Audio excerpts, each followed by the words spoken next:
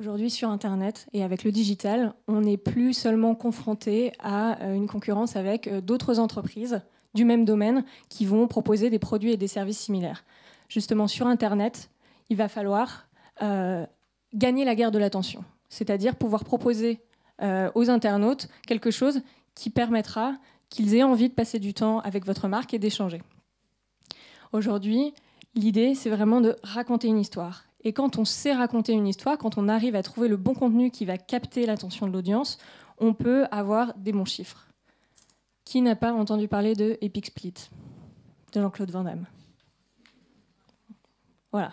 Quand l'histoire est bien racontée, quand on a un beau storytelling, quand on a aussi effectivement peut-être une star belge assez aware, ça fonctionne et les chiffres sont au rendez-vous. Ici, vous avez le cas de Volvo Trucks, donc, qui avait proposé à Jean-Claude Van Damme une vidéo qui était complètement différente de ce qu'on pouvait voir par ailleurs, vraiment étonnante, et en même temps sur un simplement format vidéo qui durait à peu près 1 minute et qui était le plus fluide possible, c'est-à-dire le plus partageable sur l'ensemble des réseaux sociaux, que ce soit sur mobile, sur tablette, sur ordinateur. Ça a eu tellement de succès au point que les recherches liées à Volvo Trucks ont été plus intéressantes que le sexe de façon mondiale pendant 1 mois. C'est vous dire. Alors vous allez me dire peut-être, bah oui, mais on a un pic et puis plus rien. Ça c'était en novembre 2013, c'était donc il y a plus d'1 an. Qu'est-ce qui s'est passé depuis?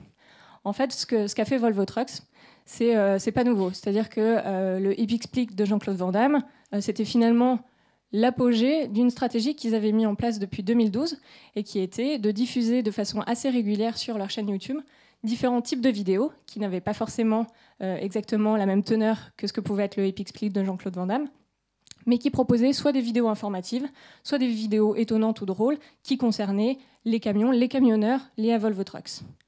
Aujourd'hui, c'est de cette stratégie dont je voulais vous parler, cette stratégie qu'a mis en place Volvo Trucks et qui s'appelle HHH. Qui parmi vous a déjà entendu parler de HHH? C'est légal, hein, rassurez-vous.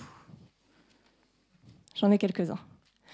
Alors, HHH, qu'est-ce que c'est? C'est une stratégie, c'est un peu un framework, excusez-moi mes anglicismes, c'est un peu un canevas sur lequel on s'est rendu compte chez YouTube que beaucoup de marques pouvaient répliquer pour justement garder dans la pérennité une approche liée au contenu qui dépassait justement uniquement le coût de pub d'un jour et qui permettait justement de durer et d'émerger sur la vidéo. Aujourd'hui, la stratégie de contenu HHH, elle doit correspondre au comportement des internautes. Les 3 H, qu'est-ce que ça veut dire? Ça veut dire un contenu hero, un contenu hygiène ou essentiel, parce que c'est un peu difficile de parler d'hygiène comme ça. Et enfin, une partie hub, c'est-à-dire une partie plateforme. Le contenu hero, ça va être par exemple l'Epic Split de Jean-Claude Van Damme, ça va être ce qu'on pourrait retrouver comme étant du contenu inspirationnel et nouveau. La partie hygiène, ce sera du contenu le plus pertinent possible et qui soit une réponse à apporter aux internautes. Et enfin, le contenu hub va regrouper l'ensemble de ces contenus hero et hygiène au sein d'une plateforme qui visera la durée, la pérennité. Pour vous les détailler un peu plus, je vais commencer par le contenu hero. Donc le contenu hero, c'est le Epic Split de Jean-Claude Van Damme. Ça peut être aussi le relancement de la GTI 20 ans après le film de Gérard Péage. Je ne sais pas si vous l'avez vu. C'était donc une vidéo qui a eu beaucoup de succès, qui durait 1 minute, 1 minute 30, qui avait beaucoup d'effets spéciaux, qui a même été diffusée au cinéma parce qu'on était sur ce niveau-là de qualité et qui était un storytelling très impactant. Effectivement, le storytelling est important. On va généralement dépasser peut-être les 20 secondes de publicité télé. Et ce qui est important à savoir, c'est que ici, vous êtes lié à des événements phares, soit de votre industrie, soit qui sont des événements phares de l'actualité, que ce soit Noël, que ce soit Halloween, que ce soit la Coupe du Monde, et sur lequel il va falloir émerger à un instant T. Et c'est là où le média est le plus important, c'est parce que quand on a par exemple sur YouTube 300 heures de vidéos qui sont mises en ligne chaque minute, il va falloir réussir à se démarquer. Donc pour amorcer la pompe, un plan média est nécessaire sur la partie des contenus héros. Les objectifs du contenu héros, ce sera donc effectivement principalement de construire la notoriété. Contenu héros. Contenu hygiène ou contenu essentiel, qu'est-ce que c'est? Le contenu hygiène, il va correspondre à ce qu'on appelle nous les searchers, c'est-à-dire des personnes qui sont en quête d'une réponse à une question particulière.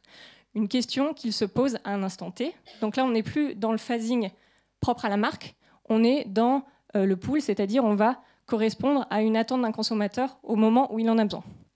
Ça peut être par exemple Mondelez qui va se positionner avec des vidéos de recettes faciles à réaliser sur l'ensemble des requêtes qui sont liées à la cuisine, ou bien McDonald's qui est allé un cran plus loin, qui, pour gérer la réputation, avait demandé à l'ensemble des internautes, via les réseaux sociaux justement, de poser l'ensemble des questions qu'ils avaient sur McDonald's. Je suis sûre que vous vous posez les mêmes. Est-ce qu'il y a des pastilles anti-vomitives sous les burgers? Quel est le secret de la sauce Big Mac? Et notamment la vidéo qui avait été la réponse la plus pertinente et qui avait plu le plus aux internautes, qui était « Pourquoi, quand je regarde une affiche d'un Big Mac, j'ai un super beau burger et que ça n'a rien à voir avec ce qu'on me présente sur le plateau ?» Je vous passe un extrait de la vidéo. On va juste mettre 30 secondes pour vous montrer.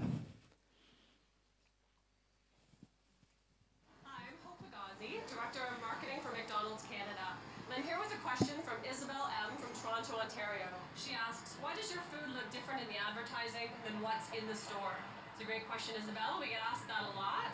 And if you want to come with me, I'm going to take you across the street. We're going to find out a bit more. Come on. Hello. Can I please order a quarter pounder with cheese? Thank you. Thank you so much. And here is my hot and fresh quarter pounder with cheese.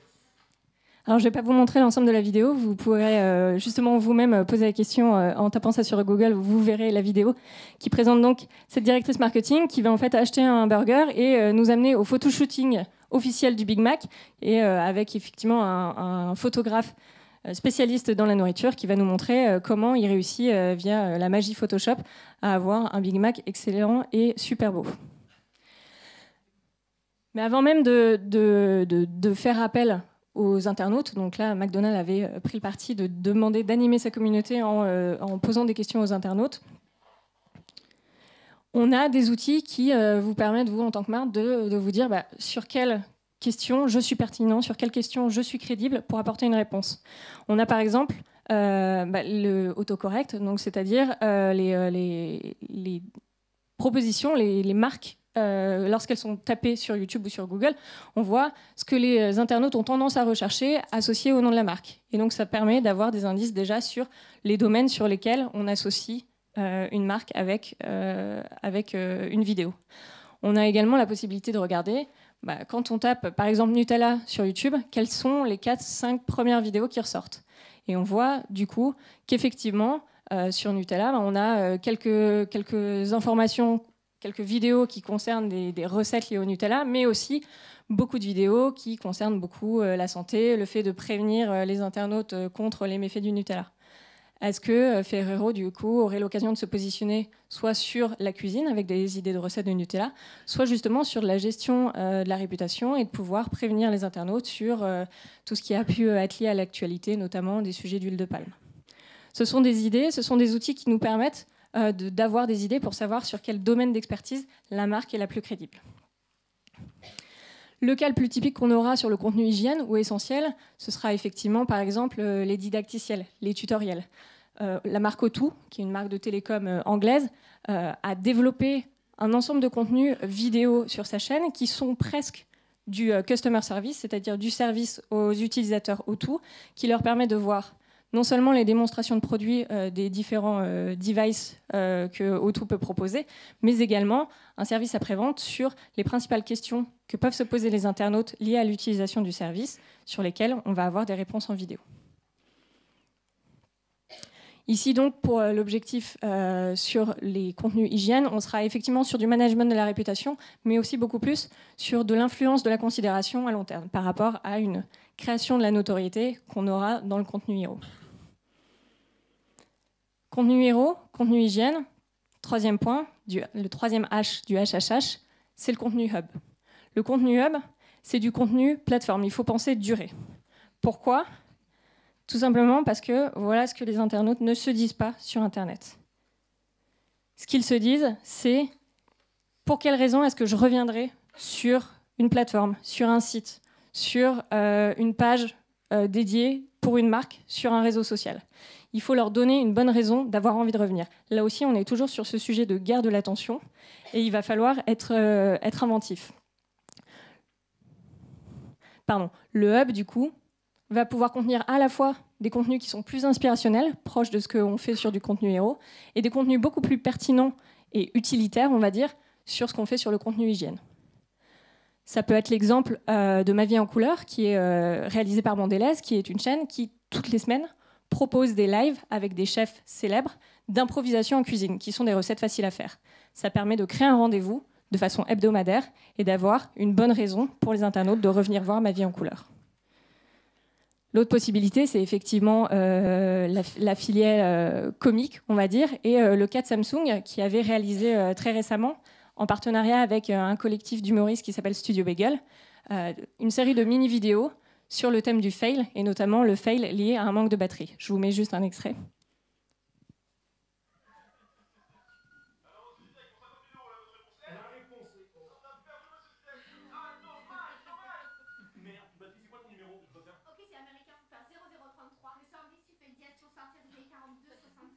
J'ai la preuve sur ce portable que mon client est innocent. Il n'y a plus de batterie. Ah non, ça retourne en prison alors. Ah oui.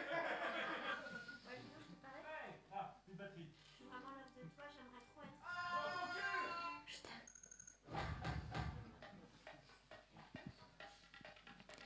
Voilà pour des petits extraits. Ça, c'est typiquement le genre de contenu qui est beaucoup plébiscité sur la plateforme YouTube, notamment parce qu'on y retrouve beaucoup des YouTubeurs. Et justement, pour la partie hub, le mieux, c'est encore de s'inspirer des YouTubeurs qui ont beaucoup de succès sur la plateforme et de voir ce qu'eux font en termes de bonnes pratiques.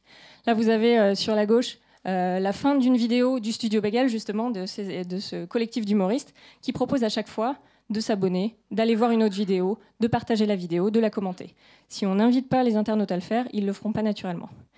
Du coup, il suffit tout simplement de reprendre ce genre de bonnes pratiques, et c'est ce qu'a fait Oasis. Oasis, avec ses mini-fruits et de l'ensemble de ses contenus vidéo qui avaient été proposés, a tout de suite pris le pli de, dès que la vidéo était terminée, proposer soit d'aller regarder la vidéo suivante, soit justement de s'abonner. C'est ce qui lui a permis de faire un bond dans les abonnements et d'être parmi le top 10 pendant un mois des vidéos, des chaînes qui avaient le plus d'abonnés. Le contenu hub, c'est donc aussi de l'influence de la considération et c'est également le moyen de recruter des nouveaux ambassadeurs parce que justement, il va y avoir un intérêt dans la durée pour certains internautes à revenir voir la marque et justement à en devenir son avocat. Voilà en résumé ce que sont donc les 3 H, Hero, Hub et Agile. Donc Hero pour la construction de la notoriété, Hygiène pour plutôt l'influence de la considération et le management de la réputation, et enfin le Hub qui va englober ces 2 approches-là sous plutôt un sujet d'influence de la considération.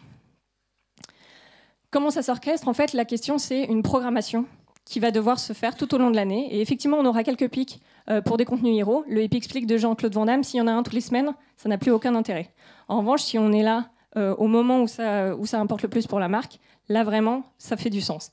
Et pendant le reste de l'année, continuer à animer sa communauté avec des contenus hygiène et des contenus hub.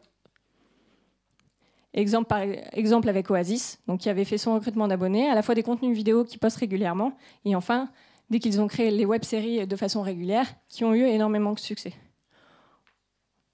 Autre exemple, Samsung, donc les lancements de produits sur lesquels beaucoup de contenu héros avec des informations clés, les tutoriels, et enfin des épisodes humoristiques comme celui qu'on vient de voir sur le fail. En résumé, si vous n'avez que quelques éléments à retenir, l'important sur le format vidéo, c'est de se poser la question de quel contenu, pouvoir raconter une véritable histoire. L'idée, c'est pas seulement de se dire bon, est-ce que ça va être viral ou non, mais c'est de se dire est-ce que je vais pouvoir engager une conversation avec ma communauté.